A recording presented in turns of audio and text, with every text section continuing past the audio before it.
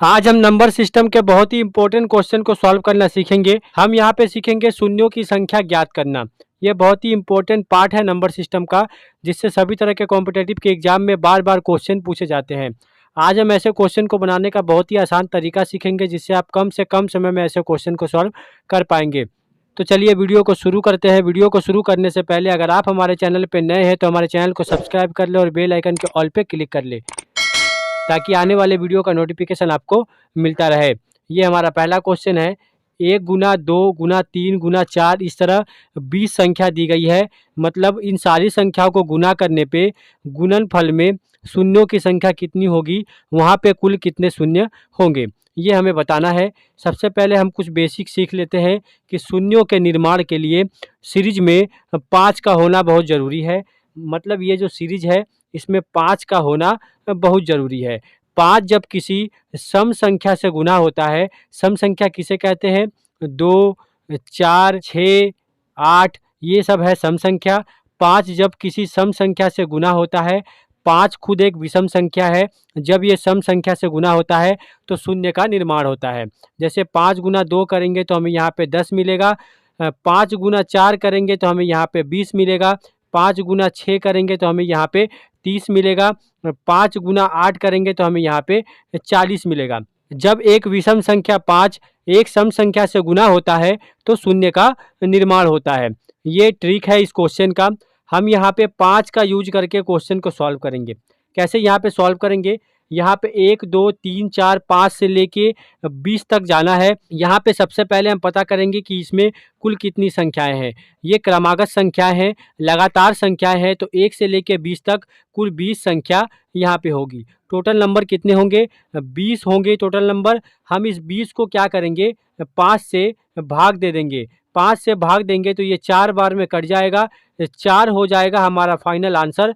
मतलब कि शून्यों की संख्या कितनी होगी? 1 से लेके 20 तक अगर सभी संख्याओं को गुना करेंगे तो कुल 4 शून्य हमें यहाँ पे मिलेंगे। तो ये हो जाएगा हमारा फाइनल आंसर, जो कि ऑप्शन ए में दिया गया है। तो ऑप्शन ए जो है वो हमारा सही आंसर हो जाएगा।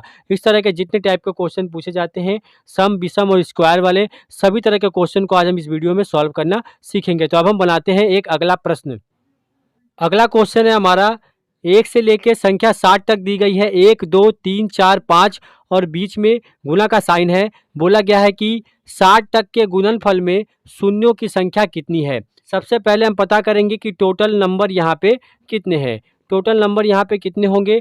60 होंगे, क्योंकि लगातार संख्याएं दी गई है, क्रमागत संख्या दी गई है, तो यहाँ पे कुल नंबर होंगे 60। 60 को सबसे पहले हम क्या करेंगे? 5 से डिवाइड करेंगे।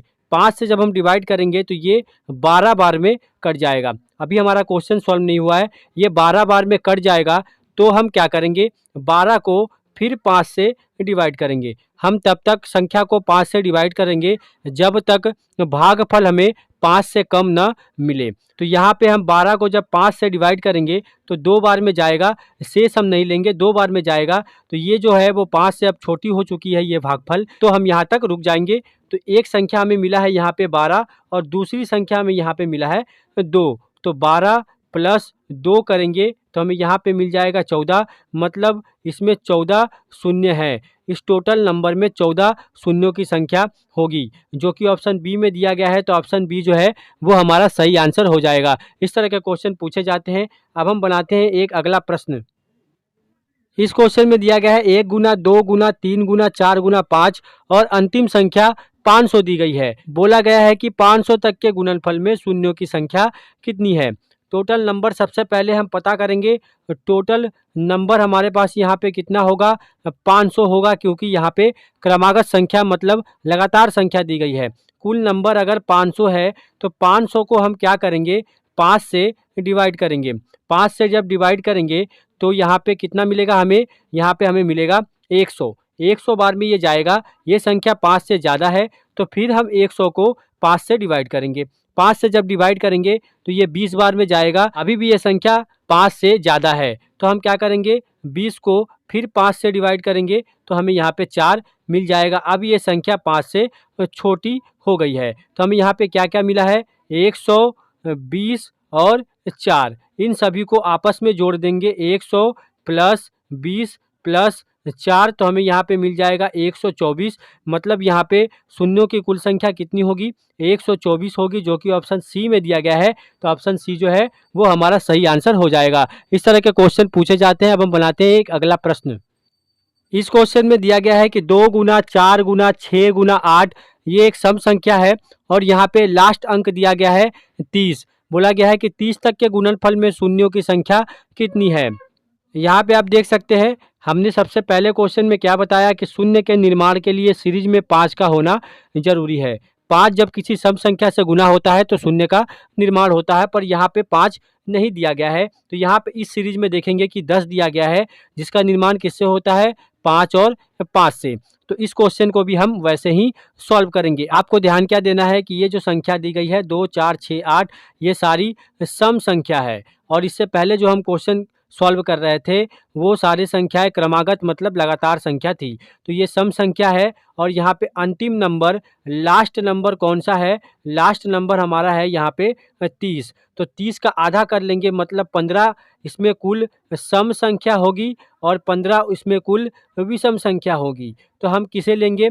सम संख्या को लेंगे। मतलब हमारे पास टोटल नंबर कितने होंगे? टोटल नंबर 15 होंगे। हमारे पास कुल 15 नंबर होंगे इस सीरीज में। 2, 4, 6, 8 से लेके 30 तक कुल 15 नंबर होंगे। तो 15 को हम भाग दे देंगे किससे? 5 से भाग देंगे, हमें यहाँ पे 3 मिलेगा। अगर ये संख्या इससे ज़्यादा बड़ी होती तो हम एक बार और भाग लगाते, पर यहाँ पे 3 आ चुका है, 5 से छोटा है। तो ये हो जाएगा हमारा फाइनल आंसर। इस सीरीज को पूरा सॉल्व करने पे हमें कितने शून्य मिलेंगे? हमें कुल 3 शून्यों की संख्या तो मिलेगी, जो कि ऑप्शन डी में दिया गया है। तो ऑप्शन डी जो है वो हमारा सही आंसर हो जाएगा। ये टाइप 2 है जिसमें सम संख्या के बारे में दिया गया है। तो अब हम बनाते हैं एक अगला प्रश्न। इस क्वेश्चन में दिया गया है 2, 4, 6, 8 और अंतिम नंबर 500 दिया गया है। ये भी एक सम संख्या है। यहाँ पे अंतिम नंबर कौन सा है? लास्ट नंबर है यहाँ पे 500। 500 का करेंगे हम आधा तो हमें मिलेगा 250। मतलब इस सीरीज में कुल 250 सम संख्या होंगी और 250 विषम संख्या होंगी। तो हमें क्या बताना है सम संख्या के बारे में? सीरीज सम संख्या का है तो हम टोटल नंबर कितने लेंगे? 250 लेंगे। तो हमारे पास टोटल नंबर कितने हैं? 250 है। 250 को हम भाग देंगे किससे? 5 से। 250 को जब हम 5 से भाग देंगे तो ये कितने बार में कटेगा? 50 बार में जाएगा। तो ये 50 जो है 5 से ज़्यादा बड़ा है, तो 50 को फिर हम 5 से भाग देंगे तो ये 10 बार में जाएगा। अभी भी ये 5 से बड़ा है ये भागफल, तो हम 10 को फिर 5 से भाग देंगे तो 2 बार में जाएगा। अब ये संख्या 5 से छोटी है तो यहाँ पे हम रुक जाएंगे। तो हमें क्या क्या मिला है? 50 प्लस 10 प्लस 2, इन सभी को आपस में जोड़ देंगे। 50, 10, 60, 2, 62। तो ये हो जाएगा हमारा फाइनल आंसर। मतलब शून्यों की संख्या हो जाएगी 62, जो कि ऑप्शन सी में दिया गया है। तो ऑप्शन सी जो है वो हमारा सही आंसर हो जाएगा। इस तरह के क्वेश्चन पूछे जाते हैं। अब हम टाइप 3 वाले क्वेश्चन को सॉल्व करना सीखेंगे। तो अब हम बनाते हैं एक अगला प्रश्न।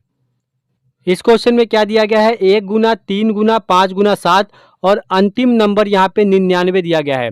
बोला गया है कि 99 तक के गुणनफल में शून्यों की संख्या कितनी है? ये जो नंबर यहाँ पे दिया गया है ये विषम नंबर का सीरीज है, ये विषम संख्या का सीरीज है। तो यहाँ पे क्या होगा? हमने सबसे पहले क्वेश्चन में आपको बेसिक में क्या बताया कि शून्य के निर्माण के लिए सीरीज में 5 का होना जरूरी है।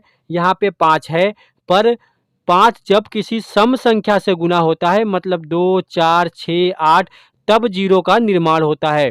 5 अकेले 0 का निर्माण नहीं कर सकता। तो यहाँ पे इस सीरीज में एक भी सम संख्या नहीं है तो 5 उससे गुना नहीं होगा, तो यहाँ पे 0 का निर्माण नहीं होगा। तो इस क्वेश्चन में हमारा आंसर क्या होगा? ऑप्शन सी होगा। यहाँ पे 0 शून्य की संख्या होगी, यहाँ पे शून्य का निर्माण ही नहीं होगा। तो इस तरह के क्वेश्चन कभी कभी पूछे जाते हैं। अब हम बनाते हैं एक अगला प्रश्न। इस क्वेश्चन में दिया गया है 1 का स्क्वायर, 2 का स्क्वायर, 3 का स्क्वायर, 4 का स्क्वायर। इस तरह अगर हम 20 के स्क्वायर तक जाए तो इनके गुणनफल में शून्यों की संख्या कितनी होगी ये हमें बताना है। यहाँ पे संख्या क्रमागत है, लगातार संख्या है, पर यहाँ पे संख्याओं के ऊपर स्क्वायर है। तो यहाँ पे हम क्वेश्चन को कैसे सॉल्व करेंगे? यहाँ पे हमारा टोटल नंबर क्या होगा? हमारे पास टोटल कितनी संख्या है? यहाँ पे टोटल 20 संख्या है। 1 से लेके 20 तक कुल 20 संख्या है और सभी संख्या पे स्क्वायर यहाँ पे दिया गया है। तो सबसे पहले हम क्या करेंगे? 20 को 5 से भाग देंगे। 20 को 5 से भाग देंगे तो ये 4 बार में कटेगा और ये 4 जो है 5 से छोटा है, तो अब इससे आगे हम नहीं जा सकते, तो हमारा ये आंसर नहीं होगा। हमारा आंसर क्या होगा, यहाँ पे स्क्वायर दिया गया है तो हम उस 2 का गुना इसमें कर देंगे तो हमें यहाँ पे मिल जाएगा 8। ये हो जाएगा हमारा फाइनल आंसर, मतलब ऑप्शन बी में 8 दिया गया है तो ऑप्शन बी जो है वो हमारा सही आंसर हो जाएगा। यहाँ पे कुल 8 शून्य की संख्या होंगी। यहाँ पे स्क्वायर दिया गया है इसीलिए हमें यहाँ पे जो भागफल मिला है उसमें हम 2 का गुना करेंगे। तो इस तरह आप स्क्वायर वाले क्वेश्चन को सॉल्व करेंगे। अब हम बनाते हैं एक अगला प्रश्न। इस क्वेश्चन में स्क्वायर में संख्या दी गई है 1 का स्क्वायर, 2 का स्क्वायर और अंतिम नंबर हमारे पास 200 का स्क्वायर है। तो यहाँ पे कुल कितनी संख्या होंगी, लगातार संख्या क्रमागत संख्या दी गई है तो टोटल नंबर हमारे पास होगा 200। 200 होगा, 200 को हम सबसे पहले भाग करेंगे 5 से। 5 से जब भाग करेंगे तो ये 40 बार में कटेगा। 40 जो है वो 5 से ज़्यादा है तो 40 को फिर हम 5 से भाग देंगे तो ये 8 बार में कटेगा। अभी ये 8 5 से ज़्यादा है तो 8 को हम फिर 5 से भाग देंगे तो 1 बार में भाग जाएगा। हमें यहाँ पे क्या-क्या मिला है, हमें यहाँ पे मिला है 40 प्लस 8 प्लस 1। इन तीनों को आपस में हम जोड़ देंगे तो हमें यहाँ पे मिल जाएगा 49 मतलब 49। हम इसमें क्या करेंगे, स्क्वायर में संख्या दी गई है तो 2 का गुना कर देंगे तो 49 गुना 2 करने पे हमें यहाँ पे मिल जाएगा 98। ये हो जाएगा हमारा फाइनल आंसर जो कि ऑप्शन सी में दिया गया है। तो ऑप्शन सी जो है वो हमारा सही आंसर हो जाएगा। इन संख्याओं को गुना करने पे हमें कुल 98 शून्यों की संख्या मिलेगी। तो अब हम बनाते हैं एक अगला प्रश्न। इस क्वेश्चन में दिया गया है 1 का क्यूब, 2 का क्यूब, 3 का क्यूब। इस तरह अंतिम संख्या यहाँ पे 200 का क्यूब दिया गया है और बोला गया है कि इनके गुणनफल में शून्यों की संख्या कितनी होगी। यहाँ पे हम सेम स्टेप फॉलो करेंगे जैसे हम क्वेश्चन को सॉल्व करते आ रहे थे। यहाँ पे लगातार संख्या क्रमागत संख्या है तो टोटल नंबर हमारे पास होंगे 200। 200 को सबसे पहले हम भाग देंगे 5 से तो ये 40 बार में कटेगा। 40 अभी 5 से बड़ा है तो 40 को फिर हम 5 से भाग देंगे तो ये 8 बार में कटेगा। 8 भी 5 से अभी बड़ा है तो 8 को हम 5 से भाग देंगे तो 1 बार में कटेगा।